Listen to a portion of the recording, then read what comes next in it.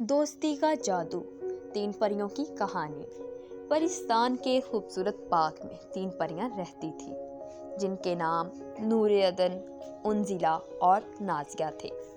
نور عدن کے چمکتے سنہری بال اور نیلی آنکھیں تھیں، وہ ہمیشہ خوش باش رہتی تھی۔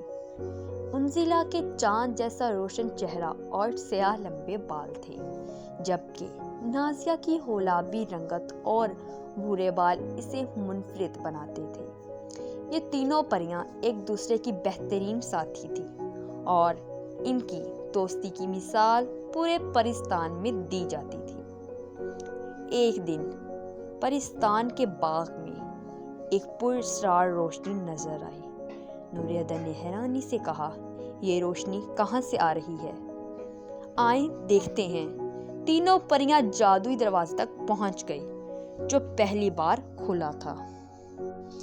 دروازے کے دوسری طرف ایک حیرت انگیز دنیا تھی جہاں سب کچھ برف سے ڈھکا ہوا تھا اور ہر طرف چمکدار کرسٹل جیسے درخت تھے۔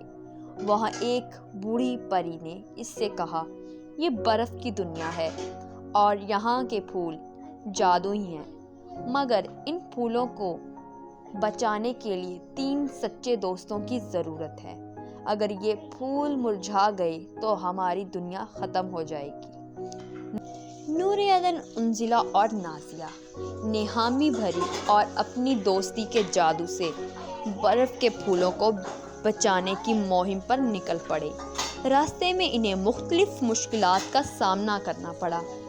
ایک منجمد دریا جسے عبور کرنے کے لیے نازیہ نے اپنی جادوئی اڑان کا استعمال کیا، ایک برفیلا طوفان جس سے انزلہ نے اپنی ذہانت سے راستہ نکالا، اور ایک جادوئی درخت جو نور عدن کی محبت بھری مسکراہٹ سے زندہ ہو گیا۔